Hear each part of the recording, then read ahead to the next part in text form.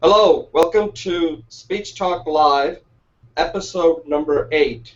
My name is Jay Oza, and I'm the host of Speech Talk Live. And today we have with us Julie Finkelstein and Soymyan Tirumurti, who will be participating in this episode. I'm based out of Hazlet, New Jersey, which is about 50 miles from New York City. And the Speech Talk Live, now this is our 8 episodes, and we're learning quite a bit from doing this now. And what we try to accomplish in this 1 hour is to learn. That's the main objective, is to learn about public speaking. And public speaking is hard, as I always keep saying. It's not easy. It takes a long time to master. So this is an opportunity for me to learn, for you to learn, for all of us to learn together. Second is to teach, because some of us have been doing this for quite some time, and others are kind of new at this. So it's also an opportunity for us and others to teach each other if we know something that can help others. Third is to share. This is a place where if you want to get better, record your speech, bring it here, and we can give you live feedback. I take advantage of this as much as I can. I hope you do the same. And the fourth is to support. In this, the stakes here are really low. It's a stakes, nobody is ever going to get rejected giving a speech here. This is a place where everybody does well. That's what the purpose of coming on this show is, that if you have any kind of fear, this is the place to come to where we are going to support each other so that when we are out there, we can hit a home run, okay? Today's episode, we have 3 segments, and I think today's segments are really well thought out. The first one is going to be about about stories, why stories are so important when you're giving a speech. And rather than just talk about, these are the reasons, we're going to basically tell a brief story and illustrate it. So that's what we're going to try to do with that segment. The second segment, I have submitted one of my speech to be reviewed. And this was a persuasive speech that I did for the Coursera course, Introduction to Public Speaking. And the speech title is Term Limits Now. And as you can see, I use a lot of the techniques that we learned in that course for persuasive speaking, and I'll find out whether it was effective or not. And the third one is something I've taken a speech from way back. This was a speech that Richard Nixon gave. It's known as the Checkers speech. And I believe, even though this speech is given before most of us were born, but there is so much in this speech to learn from that even though some of the historical part are a little old, but as far as the speech making is concerned, it is still very relevant, and it can be used today to be effective if you want to get certain message out. And I think we'll have a nice discussion around that. So that's the segment. I hope you enjoy it. And at this point, I'd like the other participants to introduce themselves, and then we'll get going with segment number 1. Julie, you want to go next? Yeah, thanks, Jay. I'm Julie Finkelstein, Julie Wu Finkelstein. I'm a mentor at the public program, and I'm a fellow student, as Jay always like to say. And I am working on a speech on meditation, informative speech. And it's very, very challenging for me. I'm really enjoying the work. And my personal goal is to look at what are the skills for success. And I'm particularly interested in fashioning the skills, of selecting the skills that are both successful for the individual and for the corporation. So that, for example, meditation will be something that any individual who practices it will help themselves both in the personal sphere and the work sphere. And if a corporation would endeavor to sponsor a meditation program, they will find that the employees will be more effective at work. At the same time, employees will be happier as individuals, and that also contributes to effectiveness of an organization. So that is how I'm working on my informative speech. One of the things that I'm going to be talking about today is how I ask for help while doing my informative speech, and how that really helped me to become a better speaker. So with that, I turn it back over to Jay. Thanks, Jay. Yeah, thanks, Julie. Oh, we have Lathesh just joined. Lathesh, we're just going through an introduction. So before we get to you, I'll have Soymyan give a little quick intro. He's having video difficulty, so we'll only be able to hear him. Soymyan, you're next. Sure. Thank you, Jay. My name is Soymyan Tirumurti, and I am one of the mentors in this course. I joined a public speaking course to improve my speech skills when I was official in the Wikimedia chapter in India. As a corporate executive, I never had much opportunity to speak in public. But then when I joined Wikimedia, I had to be an evangelist and need to talk about Wikimedia in most of the places where I went. So that's where I felt the need for improving my skills, and I joined here. I am also interested in doing some online training programs, and I've taken a lot of MOOC courses here, and I've also been trying out various kind of techniques similar to the MOOC techniques that have been used, Khan Academy techniques, etc. And in that kind of a situation, also I found the need to speak into, for the purpose of recording the video was one of the important skills. Okay, so these are the two things which drove me to join this course. Definitely, I've been experimenting a lot with some video recording techniques also. One of the things I've been trying recently is to embed both a PowerPoint slide as well as a video in one shot and capture it as a screenshot. I've been having some kind of video difficulties and audio synchronization difficulties with that. Otherwise, I could have demonstrated one today. That's my primary interest now. Yeah, I'm through. Okay, Lathesh, do you want to give a brief intro and then we'll get started? Sure, thanks, Jay. Hi, Soymyan. Hi, Julie. So my name is Lathesh Balakrishna, and I'm from India, based out from Kochi, that's the south part of India. And I'm working in the software industry as a project manager. And I got more than 11 years of work experience presently working in this industry, and this is a platform wherein I joined with Jay and our colleagues here from various geographies across the globe. So it's like a good platform for improving our communication skills, and I've been attending these sessions for the past 5 to 6 weeks now, and I'm finding that it's a great area where I realize this platform for improving yourself, improving your skills with respect to public talk and discussions on various topics, etc. It gives you various facets of the dynamics involved in public speaking, as well as to connect with a team which is based out from various other entities. So that's a great experience. Yeah, that's about me. Thank you. Okay. All right. Thanks a lot. Okay, I'm going to take a brief pause, and then I'll introduce the next segment, and we'll get started. Okay.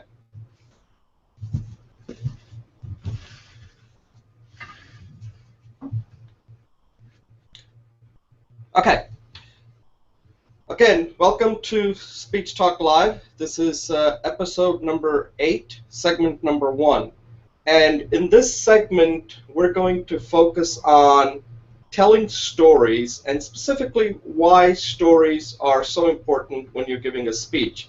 So rather than talking about that, I thought it would be a good idea to just tell a simple story and then use that as a way to discuss this topic further, and then let others talk about whether they have a story that they want to share with us and make a point. Okay, so I'll tell a story about this. So this morning, as you all know, that I'm just recovering from a back surgery, and I have a physical therapy session in the morning.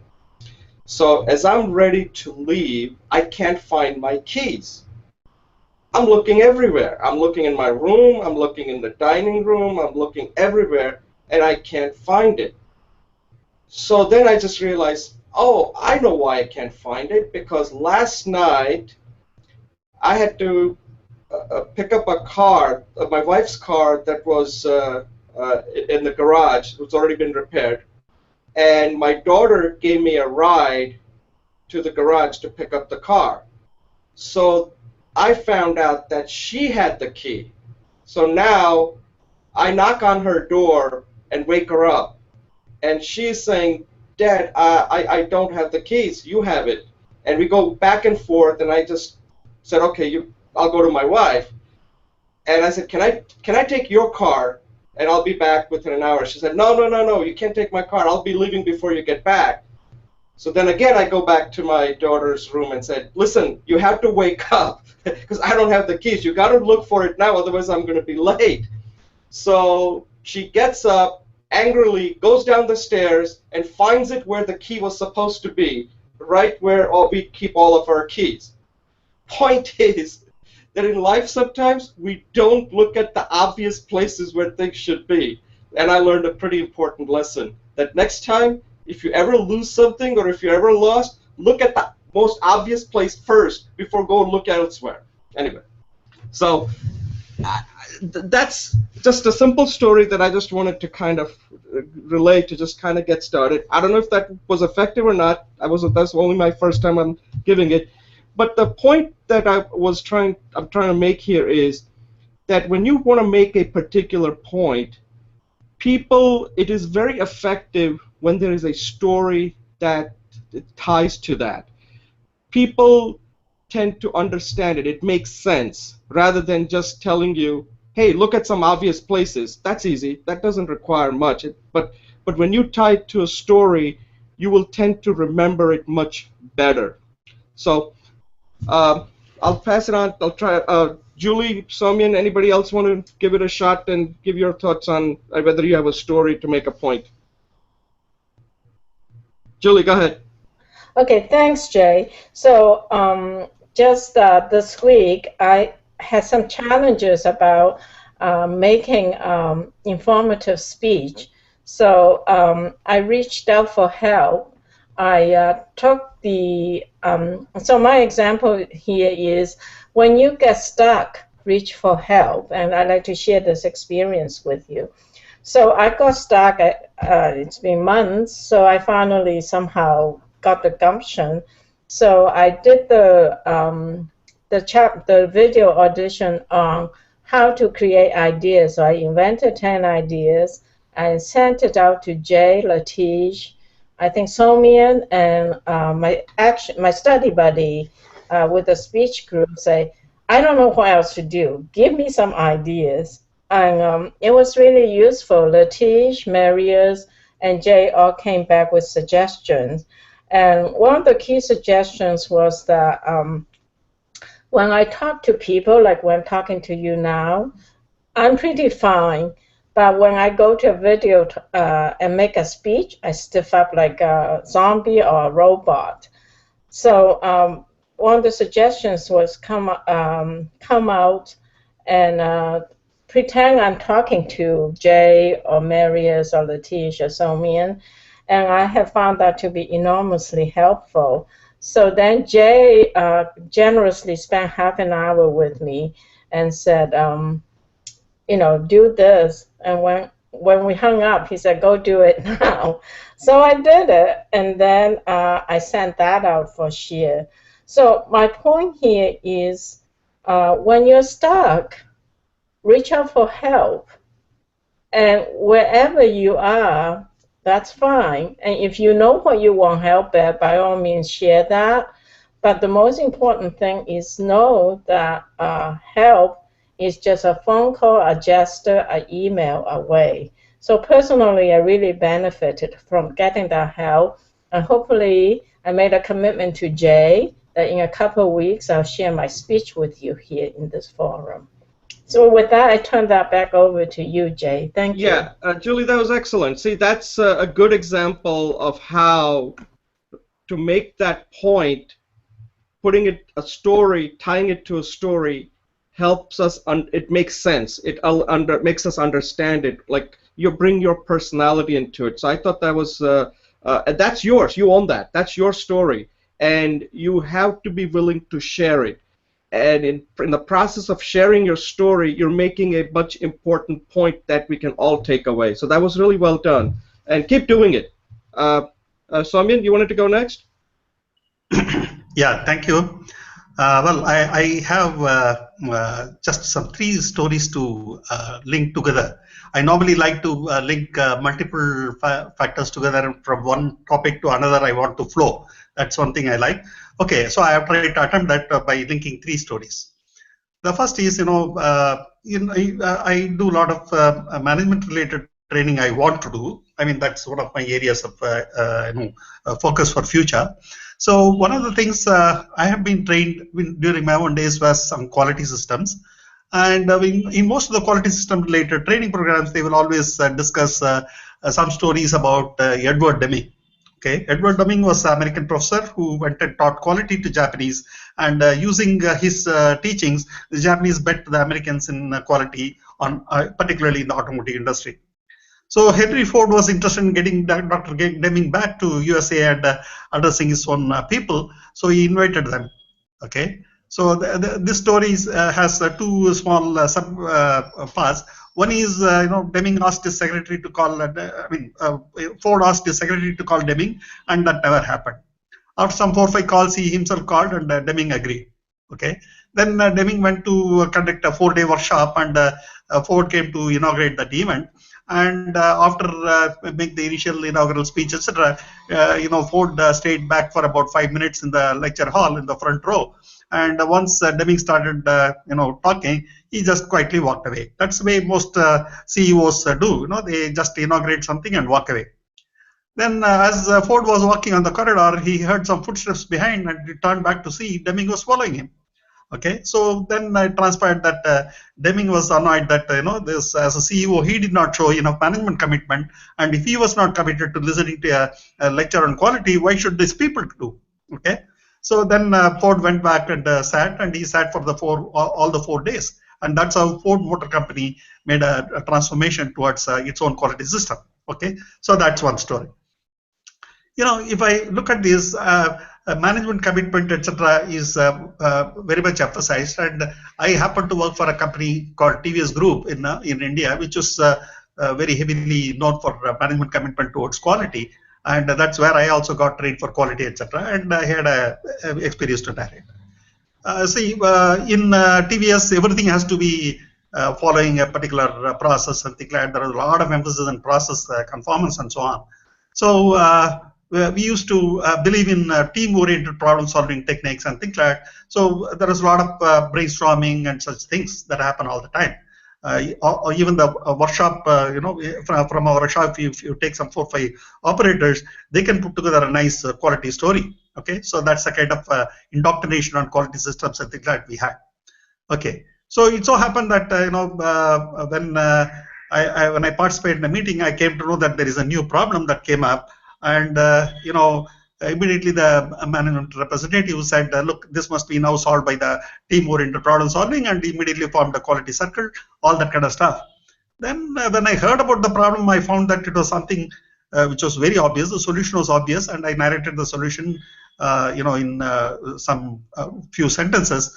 But then the management representative was a little upset that I was trying to sabotage a process-oriented approach. He said, nothing doing. Soymyan's solution should not be taken.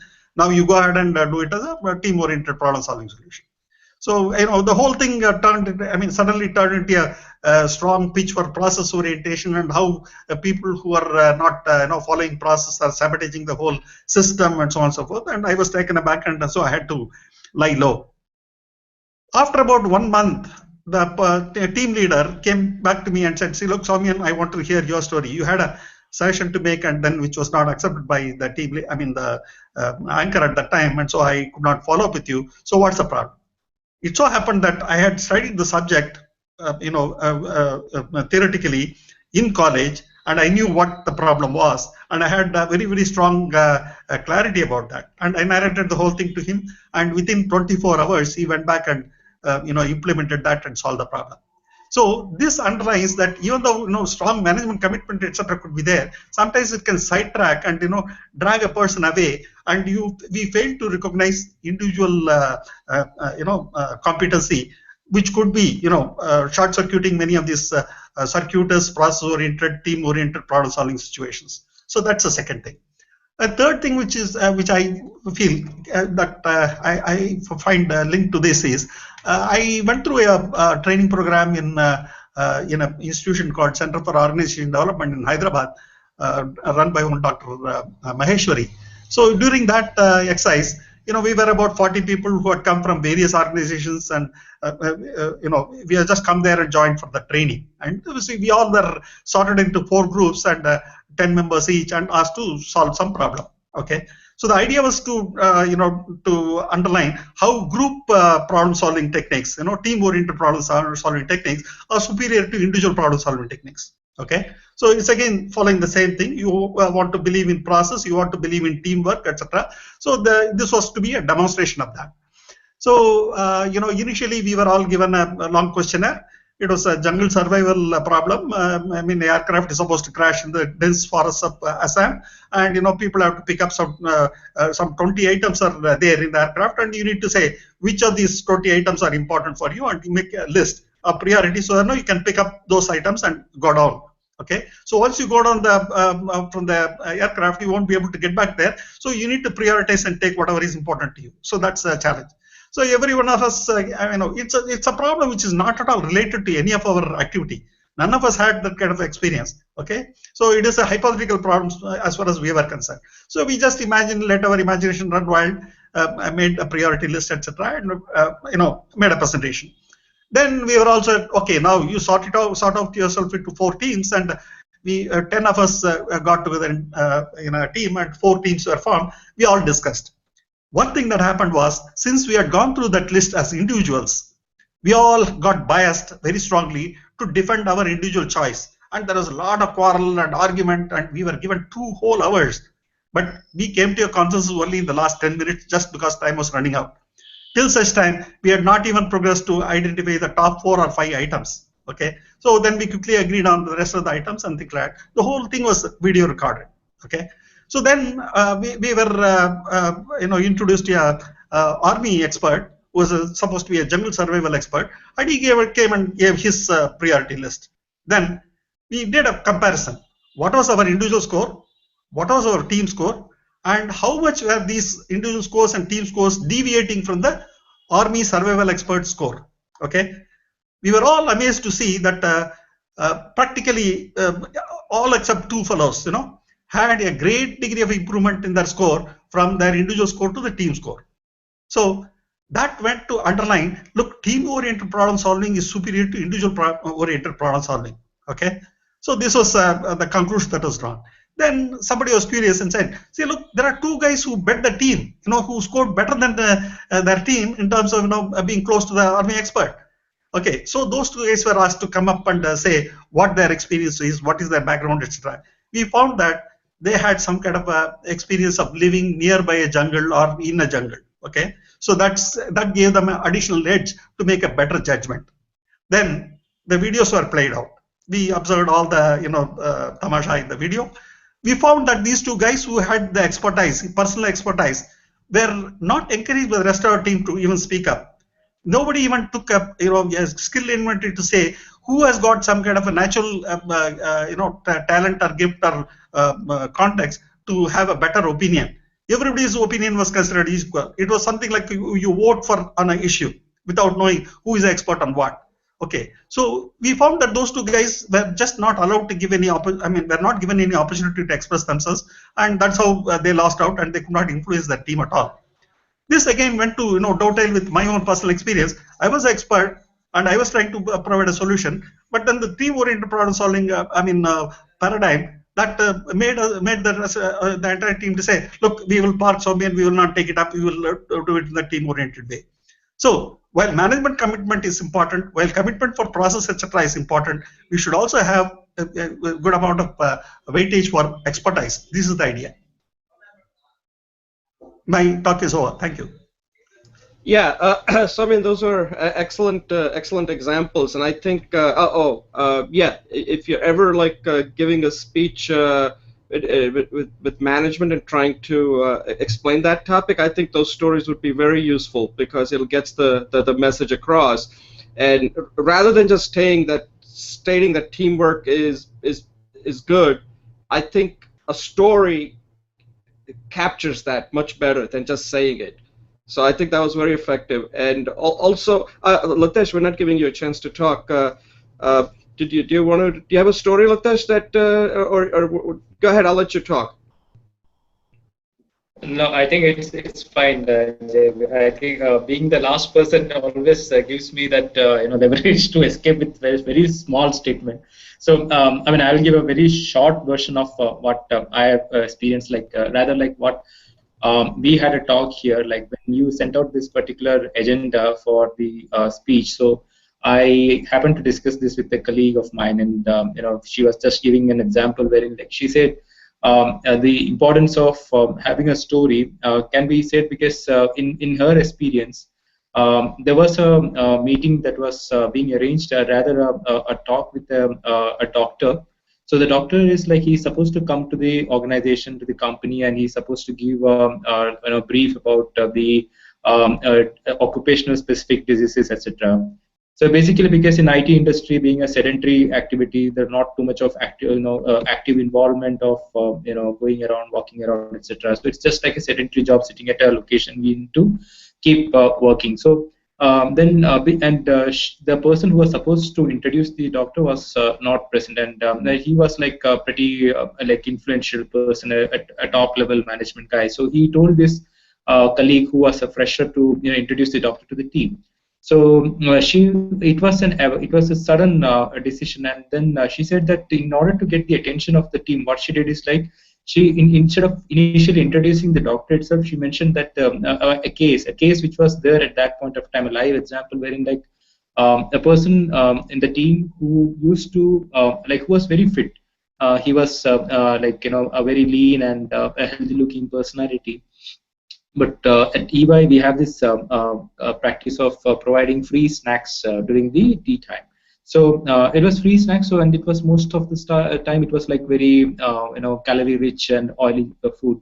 Especially Indian foods are very rich in those aspects. So since it was free, the team used to go and gorge, and so this guy happened to only eat this in a larger quantity. So then what happened is like unknowingly, even though he looked lean and fit, but his cholesterol level kept increasing.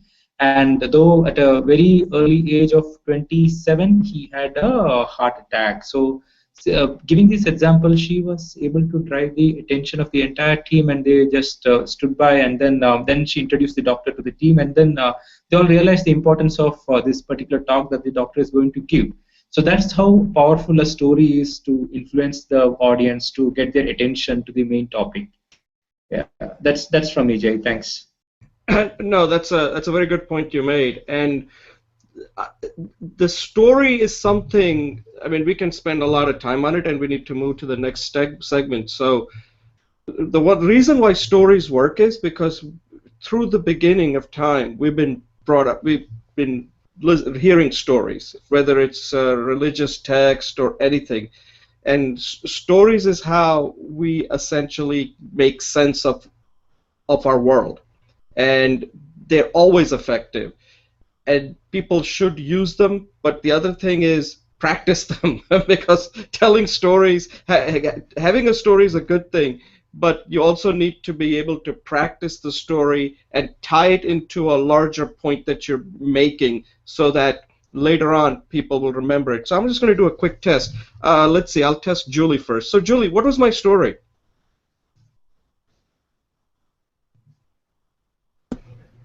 Okay, your story was about before you go for help, look at the obvious places. All right, Julie, you passed. Let's see. Let's see. I'm going to test somebody else. Soymyan, what was Julie's story?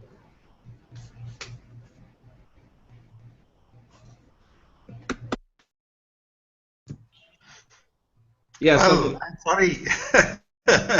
It seems to slip my mind. It has gone behind. quickly, what does Julie?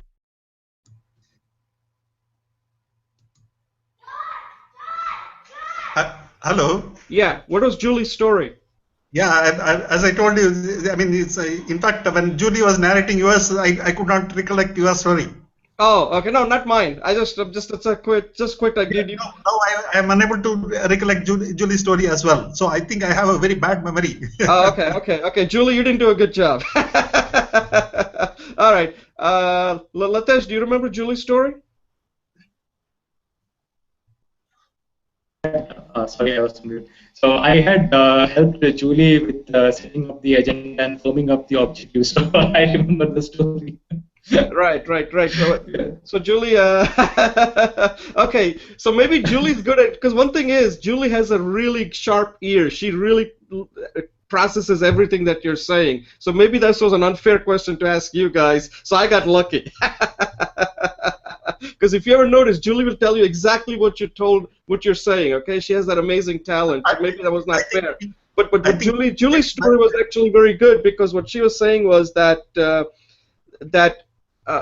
if you should go and ask people for help, but even more so, they're more likely to help you if you're actually doing something.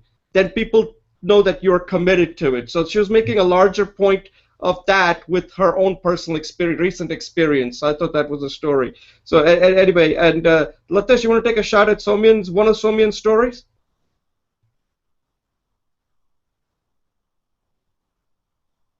Sorry, Jay? You want to take Soymyan gave us three stories. Do you remember any of them and what the larger point he was trying to make?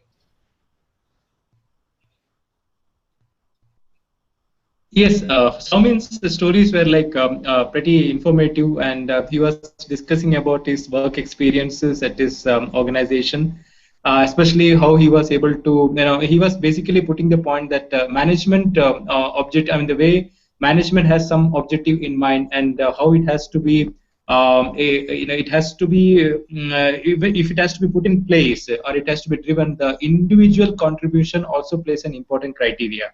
So that's the looking at the bigger picture, he was driving home the point that we need to not only go by whatever objectives or the vision that the management wants the employees to do, but also take into mind the factors that would have actually changed the paradigm if they have considered the individual contributors' opinion as well.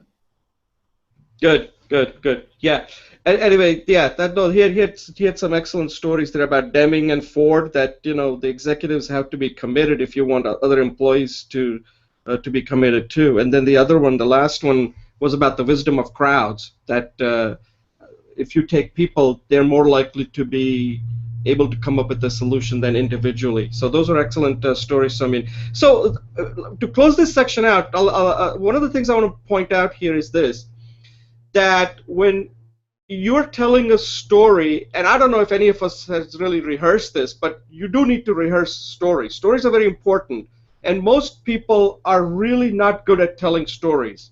You should never be telling a story for the first time to somebody without first practicing it to see how that comes across, okay? So I think all of our stories could be made much better if we practiced it more, and we would get to the point, because in this format it's hard to be interactive, right? Because you have to pretty much finish your story and then only the other person can talk. So this is not really the good format. Still, it works. It's better than not telling a story. But the point is that you really do have to practice story like you're practicing a speech. Otherwise, it's not going to be effective. And how you tie in the larger point. The more you do it, the better you become. So to close it out, Julie, any comments?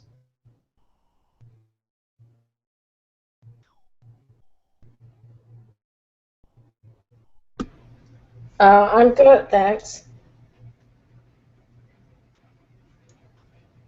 Yeah, any closing thoughts on the story before we move on to our next segment?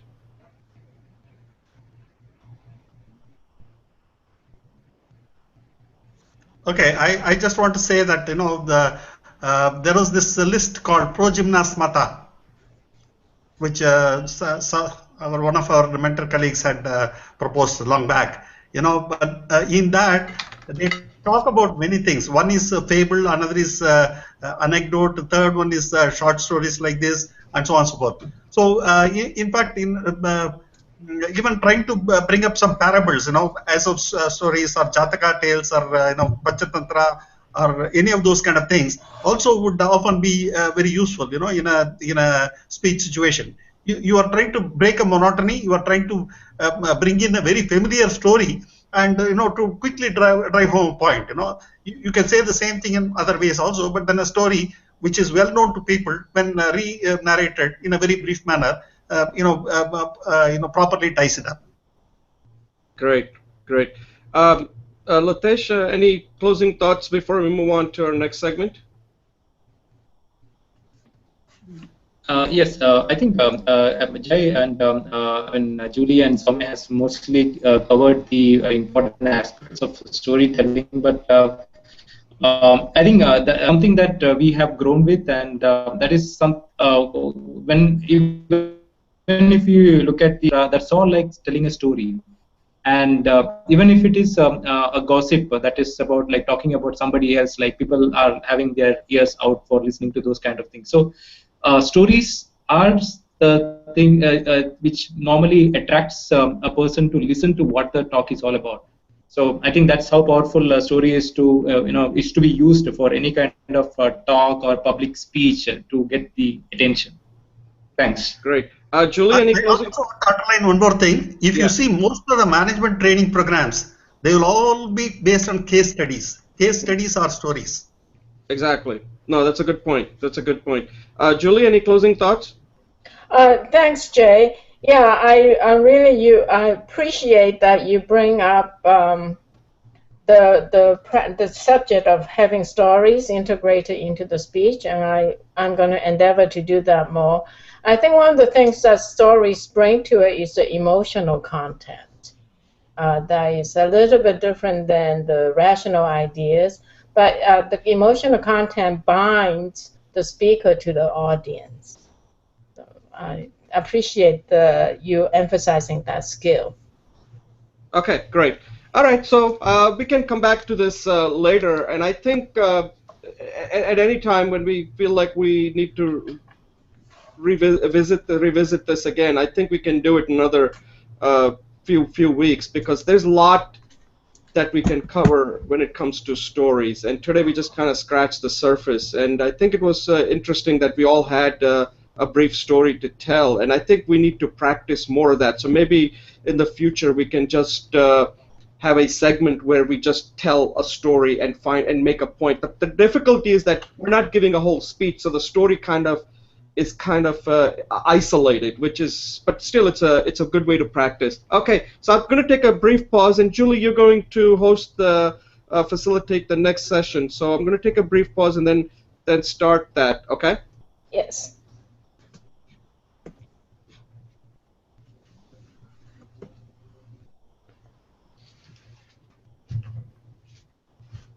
Okay, welcome to Speech Talk Live episode number 8, and we're moving to segment number 2, and in this segment we're going to review a speech that one of us has recorded, a peer review speech here, and it's one of my speech that I had recorded I believe more than a year ago for this Coursera course called Introduction to Public Speaking. Now, this is a persuasive speech, and I believe that persuasive speech is the most difficult one because it combines several things here, and it's a speech that I think really that everybody wants to really give, and it's not that easy because you're not only bringing content, you're also bringing a lot of the techniques, delivery techniques, into the speech so that people will remember it. People know exactly the main point you're making, and the way it's delivered is quite a bit different than a normal informative speech or even an impromptu speech. There are a lot of delivery techniques that have to be used for this speech. Like if you look at any of the persuasive speech like Martin Luther King or Obama, they use many of these techniques, and I think I tried to use some of them, and we'll see how effective they were. So at this point, I'm going to hand it off to Julie to facilitate this segment. Julie, take over. Okay, thanks. You can hear me? Yes. Okay. Thank you, Jay. Thank you. Welcome, Soymyan. And looks like we lost Lathesh. So the second segment is about peer review. So in this segment, we learn how to use review process to improve our public speaking. Because as we speak, we learn a lot just by observing. We also learn how to communicate by listening and giving feedback. Finally, we learn leadership because we want to help facilitate the improvement of our peers and fellows. So we learn to communicate in a way that is empathetic, clear, and supportive of the person we want to help grow. And these are skills that's very communication, listening, speaking, leadership, are really essential skills in life. So I want to thank Jay for helping us to practice that and to be so bravely offering himself to be the practice of our work. And today, Jay's speech, I know Soymyan and Lathesh and I have seen it, is about the 90-10, the 90%, and how he thinks that's a problem and what the solution it is in the U.S. governmental process. With this brief introduction, I'm going to turn over either to Lathesh or Soymyan. Please take about 2 minutes to 3 minutes to talk about what you think of the speech, what you heard, and then provide some constructive and positive suggestions. Which of you would like to start? Just pick somebody. Okay, Soymyan, why don't you go, and I'll let you know when it's 2 minutes, so you have a minute to wrap up. Is that okay? Okay. Great. I think this is a speech in which Jay used a lot of those repetitions. That is one of the ways of trying to create an emotional appeal is to keep on saying the first part of the sentence is same and then you change the last word alone and that kind of a thing, repetition. I don't know what the name for that kind of technique is. So that he used very effectively. Then he also made a lot of emphatic hand gestures of impacting one palm with another and so on and so forth. Those kind of things. Okay, so that also tried to build up some kind of emotional energy. Okay, so then he was calling for action. He was asking people to come and join in terms of in the social groups, Twitter, Facebook, and YouTube, and so on. And also he was even saying that it is not only supporting this kind of forums that you should do. You should also be able to contribute by donation and things like to take this movement forward in a much more stronger way. So he made a very strong appeal for action.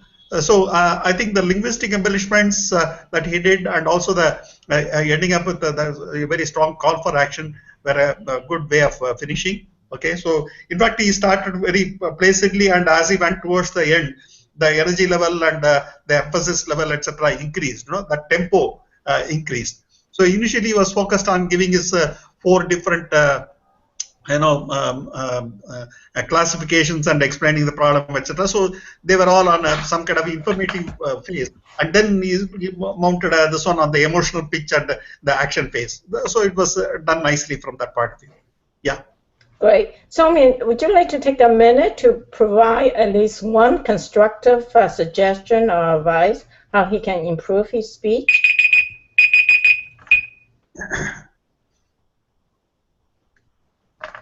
I think I will say that after Lathesh's talk. I will. Okay, sounds good. Thanks. Lathesh, I'll give you a 2-minute time just so you know that. Yeah, thanks, Julie.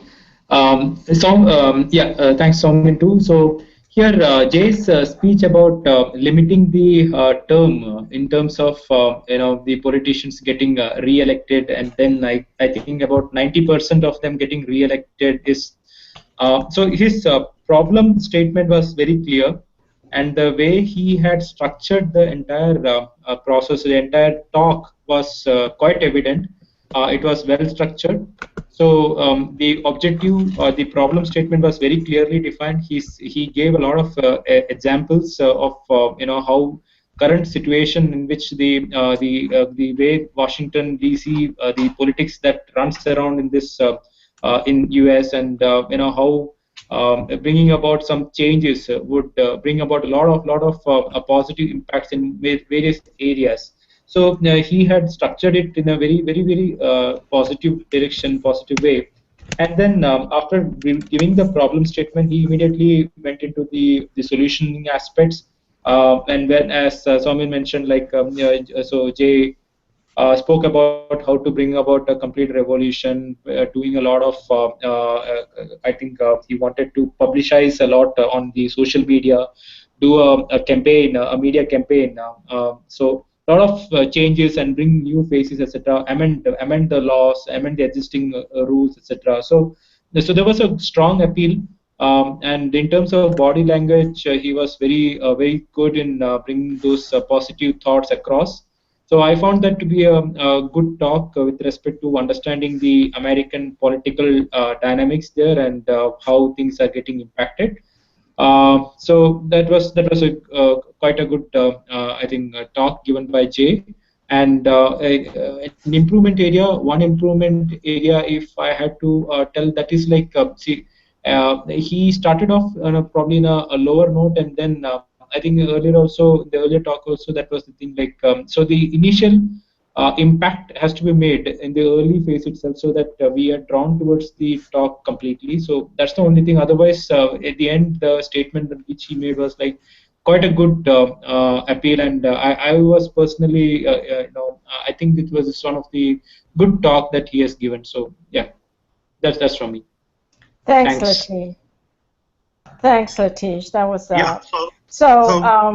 Yeah. Let me come back to give that. Okay. Let me give my evaluation too, and then I'll do another round of opinions, additional feedback, and stuff. Okay. Thanks, Soumyan.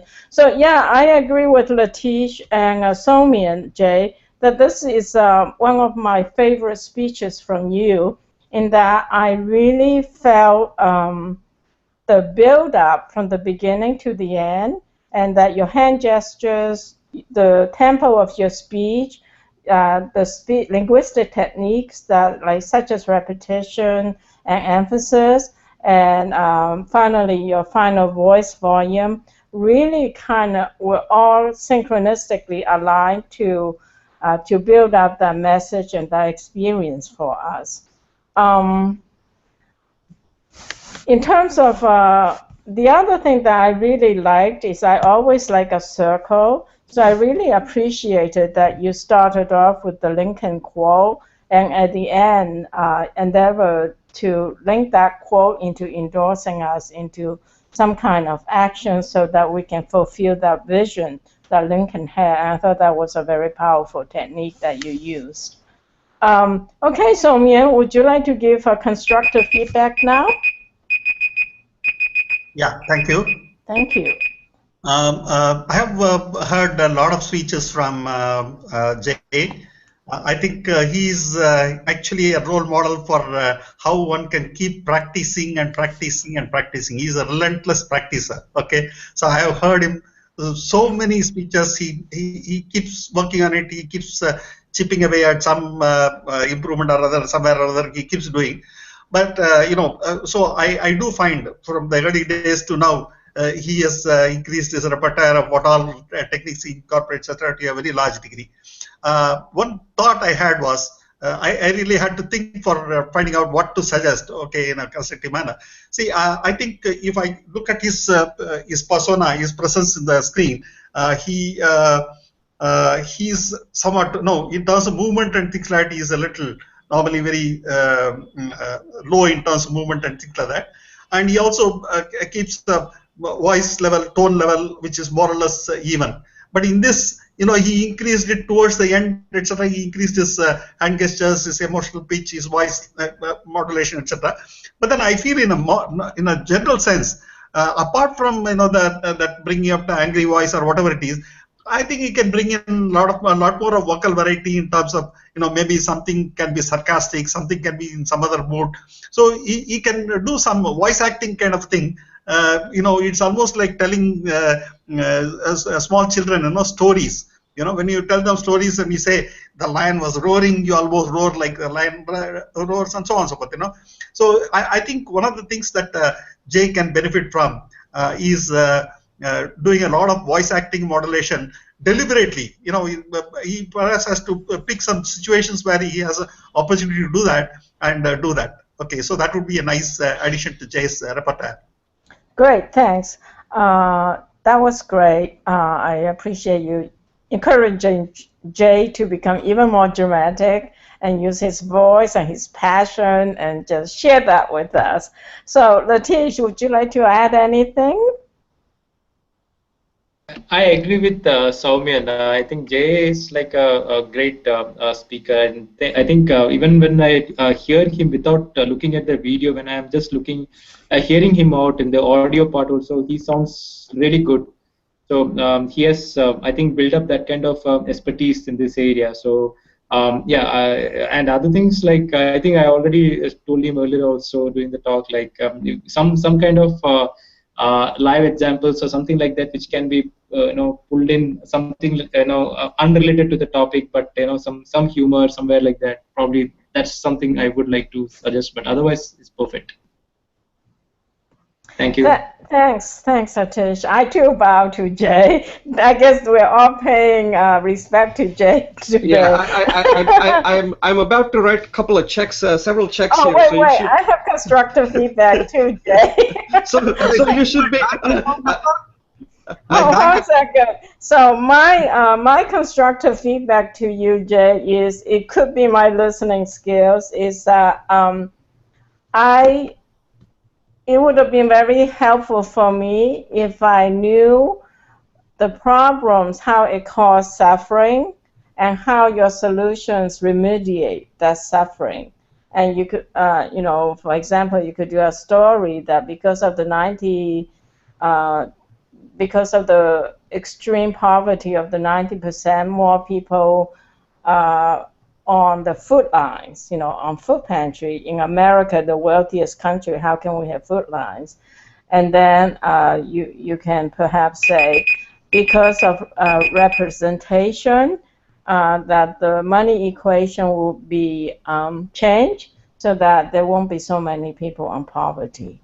And just as an example, so that my emotions are connected by a story, as you suggested in the beginning, to your problem, the problems you discuss, and the remedy. That's now you can write the check, Jay. Thank you. I'll turn it back over to you.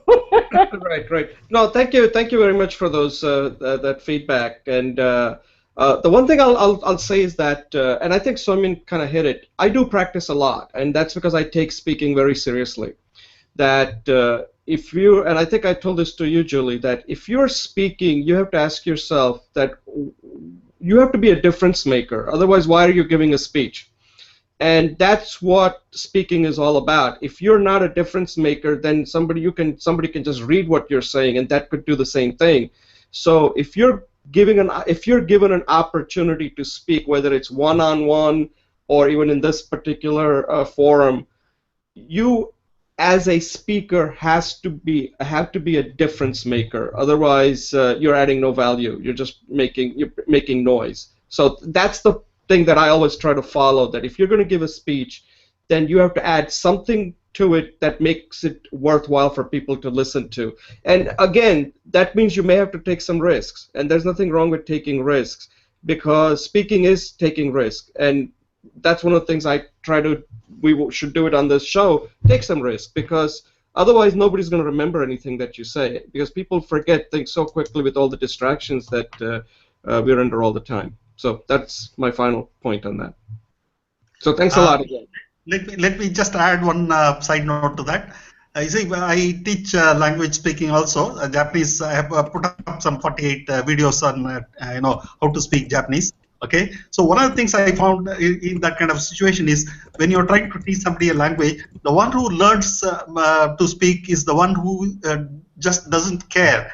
If he makes a mistake and his others are going to look at it, laugh at it or whatever. You first have to overcome that kind of apprehension, saying that look, others may ridicule me or laugh at me or whatever, and then go on. In the initial days, nobody is going to be great. So it's only those who shed this kind of apprehension and things like that and keep working on improvement who ultimately become great. I would rather prefer to be ridiculed today and be praised tomorrow rather than be ridiculed tomorrow also and not having for not having practiced. Okay. Excellent point. Yeah, I agree. As I was telling my daughter just recently that people cannot reject you. Rejection is an opinion. You can only reject yourself. So anyway, Julie, any closing thoughts before we move to the next segment? Yes, thank you, Jay. Thank you, Jay, for being so generous and courageous. And I think we all enjoyed this segment a lot. And I want to just welcome other students to come and participate in communication, listening, speaking, and exercising leadership. So thanks again, Jay. Right, Julie, thanks for doing a wonderful job. The one thing I will add before we move to the next segment is that this was a speech that I recorded for the course. I'm not sure whether I will ever get an opportunity to give this speech ever in public. So that's the only thing I kind of, because I put in a lot of effort on that speech, and it's okay. But anytime even when you're recording a speech, you should put in a lot of effort. But I would like an opportunity to actually give that speech live. So one day that can happen. All right. So we're going to move to take a brief pause, and then we'll move to the third segment. And I think, Julie, you have to leave in about 15 minutes, so that's fine. Just we'll let you talk first then. Okay. Okay, welcome to Speech Talk Live, episode number 8, segment number 3.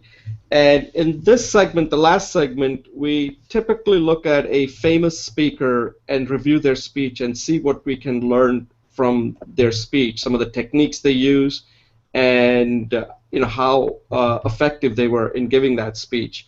So for today's segment, the speech that I have picked out is a speech that was given in 1952 by Richard Nixon, and this is commonly known as the Checkers speech. And the reason why it's called Checkers was because he introduces this dog that they had received. The daughter named him Checkers. Now, the reason I like this speech is for many reasons. I think this is one of the best political speech ever given for its intended purpose. And there is a real metrics behind this speech, and this was done live in 1952. So we're talking about the infancy of television age. And according to everything, this was the first time a politician actually had to go on front of TV to save his political life. And that's exactly what Richard Nixon faced with this speech. And if you've done if you know anything about this, there was some scandal where there was some fund that was allocated, and he used that fund for political purposes. And Nixon, if you know anything about Richard Nixon, is one of the most fascinating characters in American history. Everybody pretty much has a low, kind of a variance, which is kind of in between, right? Short, like limited. Nixon had a very high variance. He had an amazing talent for greatness, and he had an amazing talent for self-destruction. This was one of those things where he showed his amazing talent for greatness. And what he essentially did with this speech was he basically was able to stay on the ticket because Eisenhower at that time was the nominee, and he had picked Richard Nixon to be his vice president candidate. And when this scandal broke, there was an outcry by many people, and a lot of them were his enemies, because Richard Nixon, if you know, and people in India know Richard Nixon quite well, that he was not a very friendly person when it came to India. Either you liked him or you hated him, and there were a lot of people that hated Richard Nixon. And this was his opportunity to get in front of TV to convince the American nation that he should remain on the ticket. And there are a lot of things he does in this speech are just remarkable. But if you notice it, that he starts out, he kind of just tells people, you can see this guy is so desperate that he'll do anything to stay on the ticket. That's what I look at this speech. He's telling about how much money he's made, how poor they are, how his wife is sitting right there. I mean, there's nothing he didn't do in this speech to remain. And then in the middle, he brings in this dog, which is kind of inconsequential, but he brings it in this speech. Julie, can you mute your line? Yeah, I'm sorry. And then if you notice it, after that, he actually gets up, and he even turns that speech into like a political statement why Eisenhower should be elected. So as you can see, that he has multiple audience that he's trying to reach in this speech. One, the one that mattered is Eisenhower, right? Because it's his decision, and he's not sure whether he wants to keep him on the ticket or get rid of him, okay? He's at this point like, I don't want to get involved in this controversy. So Eisenhower has basically left it to the American people to decide whether he should keep Nixon. So Nixon now has to convince Eisenhower that he needs to be on the ticket, but at the same time, he needs to convince the American people. Now, to convince the American people, he needs to bring in some element that will really resonate with them.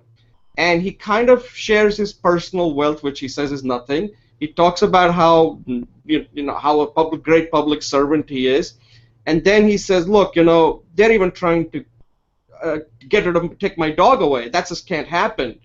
And at the end of the speech, there were 2 million telegrams that were sent, and get this: 99.6% were in favor of Richard Nixon. So only 0.4 were against Richard Nixon after that speech. And at the end, he remained on the ticket and served as the vice president for 8 years. So there is a lot to learn in this speech, and this is another thing that a lot of us miss, that when you're giving a speech, you need to know what the audience really, it will resonate with them. It doesn't matter what you think, how well it's organized, what are the important points you're making.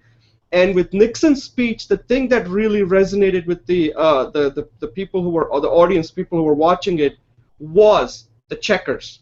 That's the part they could really understand, that, hey, you are beating this guy up, and now you even want to take his dog away. We just can't allow that to happen. And, there's a metric here. 99.6% of the people who sent telegrams were in favor of Richard Nixon. So at this point, I will turn over to Julie, you, to give your feedback, what you thought of the speech, and what did you learn from it? First of all, I apologize for the alarm. I didn't realize I hadn't muted the phone because I was so engaged in listening to Jay. Yeah, because I lived in the States during the impeachment period, I have to say that this powerful speech, looking back now, there's a feeling of being manipulated.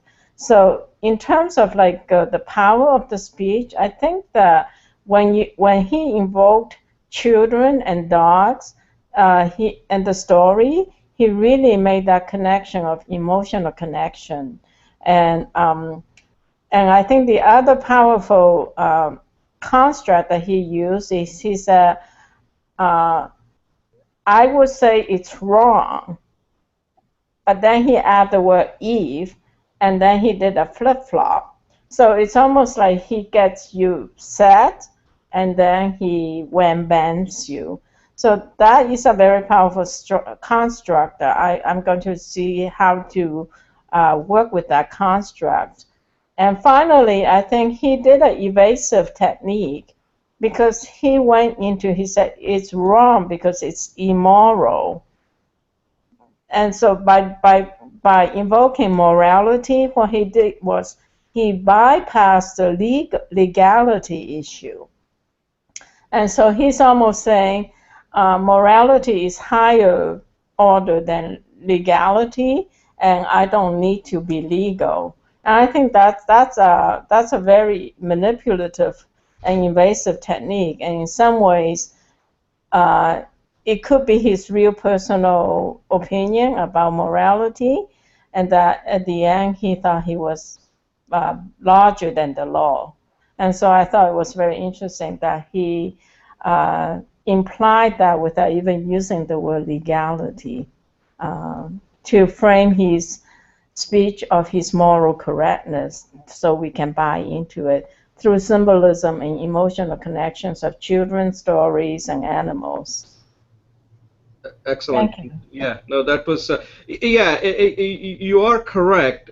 It's manipulative, because that's another thing about stories that we did not get to cover, that stories can be very manipulative if you are trying to manipulate people's thinking about you, people's overall perception.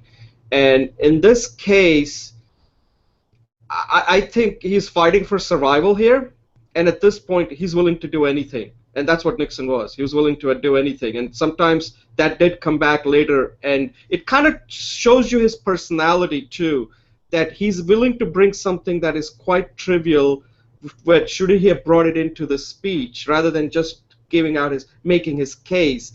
But I thought he was pretty clever, because he's looking at it saying, look, I'm fighting for my life here, and if I don't bring in everything that's available, everything including kitchen sink, to save my life, he did it. And I thought that's why I think this is a very interesting speech. Soymyan, do you have anything, you want to add something? Yeah, I have quite a few things to say on this. When I initially saw this video, I was quite surprised that American vice presidential candidate could have been so poor. Okay, so the numbers he quoted and in terms of dollars and all that thing seemed to be so small. Okay, so I was a little surprised about that. But then anyway, this was in the very early days, 1952 or something like that. You said, okay, maybe in those days the dollar value was like that. I remember maybe it was all 8 rupees a dollar or something like that around that time. Okay, fine. Still, then some of this checkers stuff did not come out as such a big, kind of point to me when I heard the whole story, and then said the checkers stuff was, supposed to be the turning point. I just could not believe it. Didn't somehow appeal to me as such a major point in the whole thing. Of all the things that he mentioned, this is one thing where he almost said, "Say, look, I'm not going to give it back." Some kind of a emphatic refusal to give back, even if the whole world was going to say he has to return. Okay, so that's a kind of a drama he made. That's the only point in which he made that kind of a defiant note. I think he chose that to give that weight. Okay, then I also noticed that he not only went on to praise Eisenhower and things like that as one of his deliberate points. He also went on to attack the opposition, and if he was having allegations made against him, in that speech he was making allegations about others without saying that they had a problem. He said, look, these are the areas where they need to perhaps come as openly as I have done, bring their salary statement, wealth statements and things like that. If he was a poor guy and the other guy was a wealthier person, he was definitely sort of taunting him and further trying to manipulate by making the other guy to look like a very rich fellow and create that difference. So he was taunting him to say, look, why don't you come up with some of your own statements, because there may be a suspicion that you also had something to something that you had done wrong. Maybe the people who donated to you received favors from you. That's the some kind of suggestion he made. The other point I thought was, this was one of the early points, but then I'm mentioning it late. When we talk about the speech methodologies, we say something is a performance-oriented speech, something is a communication-oriented speech. Perhaps this topic and things like that were suitable for a communication orientation, but he still, he was sort of from memory. He was reciting a very thoroughly memorized speech, and that was very, very obvious. Okay, so when you are making a speech so obviously as a performance-oriented speech, that the candor and the candidness and things like that kind of a sentiment doesn't come along. I somehow felt that that kind of prepared speech delivery with his wife also sitting stiff there by the side, those things did go well. And the last thing I want to say is there are some 2 or 3 places where he was sort of about to smile and he was controlling the smile or whatever it is. They were not, I thought that maybe he could not control himself and he had some difficulty. He smiled in some 2 places in inappropriate ways, the way I felt. I must perhaps relook at that to evaluate this, but my first impression is perhaps he had some very uncomfortable smiles in some places. That's Yeah, it. yeah. No, those are excellent points.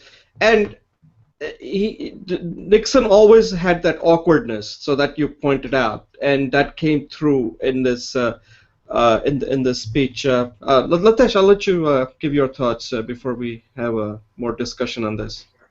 Yeah, thanks, Jay. Those were really good points, Soumyan, you also pointed out. For me, I think from the angle from where Richard Nixon is actually coming up with this TV audition is mainly he's trying to save his political career, which is almost being maligned, and he's being smeared with a lot of allegations of laundering money for political aspirations. So he's trying to save himself, and also because he was running for the vice presidentship election along with Eisenhower. So it's like even Eisenhower's career was getting impacted by this allegation. So it becomes quite imperative for him to bring out the personal aspects into the picture, and the entire program, the entire event, for me it looked like an image building exercise. It was more like it was completely already it was like planned what could be the speech, that the contents that need to be given out, how to actually shape the entire structure, and the all the points. So you can see that he was reading out to papers in the initial first part, then he slowly moved on to make it a bit more realistic. Then showing briefly his wife sitting beside him. So that was like appealing to the common masses, appealing to the normal the citizens. And he gave an important point, like God loves common man, and that's why he made many of them. So those kind of liners are like straight and directly hitting the common man. So for any person, for any common individual who would be watching this particular event in way back in 1952, that's like quite a long time back, when as Jay mentioned, when the television was in the nascent phases, etc. Even at that point of time, when there is such a beautiful image building exercise going on, and that too for the one of the most highest posts in the world. I mean, Vice President of United States is like a huge stature. So the way the entire the interview was conducted, the way he was talking about the allegations, he was pointing out the counter allegations which he was making against his opponents, etc. So those were like really setting the context, and he's trying to bring the point across that he is not guilty, and it's just that he has been he has been made a scapegoat rather. And he brought out his personal aspects, the way he has his bank balance and how much he's spending on his insurance, and small things which are like very maybe pertinent to his financial stature, but may not, if you really look into it, as Soumyan mentioned, it may not be the real picture, but then that's how he projected it, and it worked well for him. Definitely it made an impact. The checkers part, which came in the last segment, wherein he brought about that he is not, even if it came as a gift to him, and he's not ready to give it out, and his daughter really likes it and all, and he has just made a dramatic point there, and I think that makes the entire talk became known as the checkers speech, just because of that particular emotional appeal that he gave to his talk. So very powerful speech is what I would say, and it really appealed to the mass at that point of time, giving such a talk. Thanks.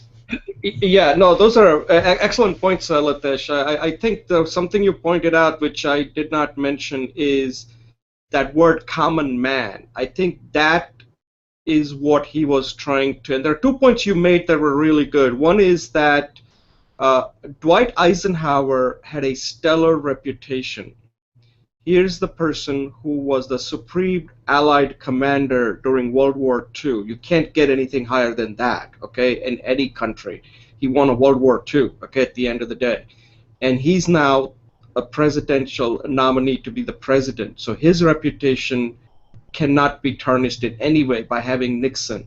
So this was Nixon's way of saying that, you know, I don't want Eisenhower to be affected, but look at me. I'm clean as you're going to get. You know, look at me. I have no money. I don't even make money. He's talking about his bonds. He has no stocks and bonds. His salary, how much he had, houses he owns, and everything. I mean, there's nothing he doesn't tell us about him, right? And I think what you said is absolutely correct. His audience is not the intelligentsia, is not the journalist. His audience are the people that are watching it. They're the ones who are going to determine whether he stays on the ticket or not, because Eisenhower is no fool either. He wants to be elected as the president. And if he doesn't keep Nixon on the ticket, right, so he's kind of boxed Eisenhower in with this speech now, you know. He's saying, hey, Eisenhower, you may, because remember, if Eisenhower is putting him to give the speech, that means he has some reservation. Otherwise, why do it, right? He could easily say, this guy's a World War II Supreme Allied Commander. If he says, I want Nixon on my ticket, I don't see anything wrong, he would never even have to give the speech. So by Eisenhower putting him on and putting him in this situation, and by the way, Nixon did not have that much time to prepare for this speech, okay? That is one of the things. Actually, there's this book I have here, right here. There's a lot of little information in this book about that particular speech. And he did not have a lot of time to work with. In fact, he was supposed to give the speech after the show I Love Lucy, which was very popular worldwide at that time in the United States. And then, of course, I Love Lucy is popular all over the world with Lucille Ball. The other thing why checkers, and again, I'm not sure if this comes through because this is interesting because you're adding some Indian perspective to this. Checkers is a very important part simply because in America, dogs, people love pets. It's a huge industry in America, okay? I have my neighbor, and I just saw him just yesterday, and he has a dog. This guy has 2 sons. I've never seen him taking care of his son. They're all grown up now. But every day he walks his dog twice a day, once in the morning and once in the evening. And I'm so jealous of his dog, the way he takes care of him. I'm like, that dog's got such an amazing life. And that's what it is in this country. People really, really love their pets. And that's the reason why Nixon brought in checkers. It may not go well with people outside U.S. perhaps, but in America, if you bring in dogs, you know, there's a saying in this country that if you want a friend in Washington, D.C., if you want a friend, get a dog in Washington, D.C., because there are no friends in D.C., okay? Everybody's out to get you. So that's why all presidents from, I don't know from when, they always have a dog. Without a dog, you cannot be a president. Even if Obama didn't have a dog, Ted Kennedy actually gave him a gift of a dog. You know, now he has that dog named Bo, and I think he has another dog now. There are 2 of them because they also have to have a friend too, right? A dog by himself cannot, then they have nobody to play with. So dogs are very important in American culture. So anyway, I don't know if that is true in India or not. If I don't know if Indian prime ministers have dogs and stuff, but in America, a president, and it's interesting. They have this Air Force One, and a dog just goes right through Air Force One and roams around the whole plane by himself, and nobody says anything. The dog has more freedom in this country, a president's dog, than even president's kids. Anyway, any closing thoughts? Interesting mention about the importance of pets in USA. Jay, I never realized that. Maybe my insensitivity to the checkers thing was because perhaps in India pets are not really so important. Okay, fine. No, nice. I have a uncle, and they had a dog named Haley. And they're Indians, but once they came here, they're all like everybody's American, right? And yeah. They actually went and bought do you know what an RV is? Recreational vehicle? Yeah. Those are big. Those are big vehicles that you use in this country. They're pretty big. I'm not sure how big they're in India, but they're huge. They're like a bus practically, okay, where you can go place to place and travel, right, and then park it at some campsite, and sometimes you can even have a trailer and have a car, right? And they actually bought that. I think they spent over $100,000. I don't even remember. It was a really nice little RV that they bought, specifically so that when they travel, they can take their dog with them. Oh, okay. And the dog unfortunately died a few years ago, and it was like one of the saddest day of their life. So pets it's a huge industry in America. Pets are a big industry, and dogs are at the top. Dogs are at the top, then cats, and then you'll have other things. So if you ever talk to an American, always bring up pets, because that's a very good topic to talk to them about. So what kind of, I go to a park every day and I see people, and for me to get a conversation with people, all I have to do is ask them about their dog, and it's amazing how many interesting people you met. A while back, there was a captain. He was a captain on the U.S. Aircraft carrier. He was a war hero, and he rescued dogs. He rescued basset hounds, and at one time the dog needed a surgery, the dog had some problem with the leg, and he spent $6,000 to get the dog the surgery it needed so the dog can be able to walk.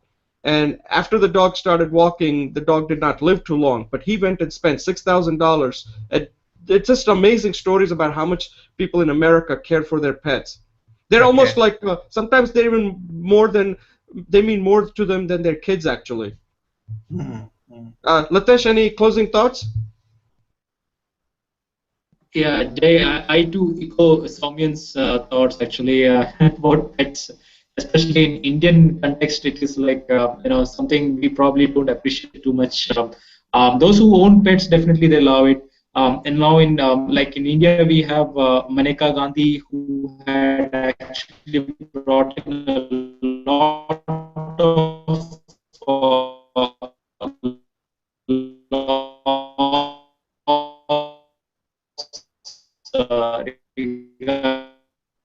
You're breaking up. How to take care of pets and not to be, and in can you hear me, Jay? Yeah, you were breaking up. Okay, yeah, you were saying something about Maneka Gandhi, and she has a pet or something? No, she had brought about laws for protection of animals, cruelty to prevent cruelty to animals. And in that context, in Kerala, we have our chief minister here has started one campaign for killing. I mean, it's more like he's trying to contain the population of stray dogs in Kerala. So some culling methods, etc., is going to be done. So just recently, I got an email from somebody who was starting a petition against that on change.org, and I am somebody who is completely for avoiding this kind of stray incidents, which is very rampant in India in most of the cities, towns, etc., where it is very dangerous actually to have stray dogs just roaming around. So yeah, in Indian context, we probably don't appreciate too much of having pets, but I think it was an eye opener for me regarding the American way of looking at pets. Yeah, and that's the main reason why Nixon brought it into this speech, because once you bring up a dog, then people understand that. They may not understand all the other stuff about the finances, this and that. And that's the reason why I thought that speech was very clever, because he's trying to achieve an objective. And his objective was to survive. And at that point, it didn't matter what he brought in. So my point was that that's something to learn. You need to know what your audience is really looking for, because they're only going to remember one thing. And based on the results, when you saw the telegrams that came in, he got 99.6% in favor of his speech. And that's the result. I mean, those are the facts. So at this point, if there are no comments, we'll close out this segment, and then we'll just close out the show. Okay? Great, Jay. Everything is fine. I think we can close down.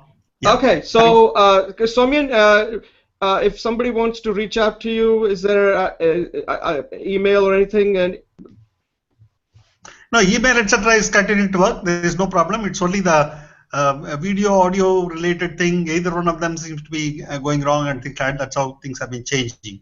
okay, okay, yeah, this show's gone a little longer, so I appreciate you guys staying till the end. And Lathesh, Yeah. again, any closing thoughts before we close out this show? I think, Jay, this again, the agenda which was given today was really good, and the videos that we saw about Richard Nixon and even you giving the talk about the term for candidates in Washington D.C. is like superb. So I think you're doing a great job, and I would appreciate more individuals to see us performing here and come and participate with us. So that's Right. what, So and I can be reached on. yeah, go ahead. Sorry.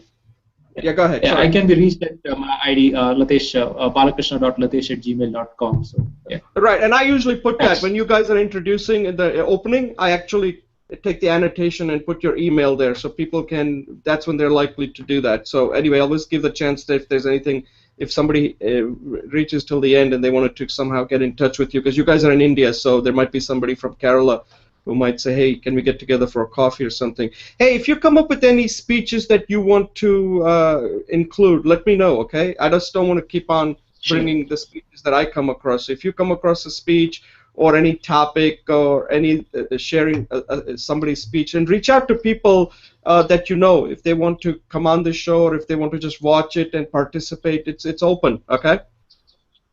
Sure. All right, guys. Thank you very much for staying till the end. Appreciate it. Thank you, Jay. Thank you, Soumya. Thanks, Soumya. And Bye. hopefully you Have a can great get your weekend. videos Bye. fixed soon. Bye. Bye. Bye. Bye. Okay, I'll close it out. Bye. All right.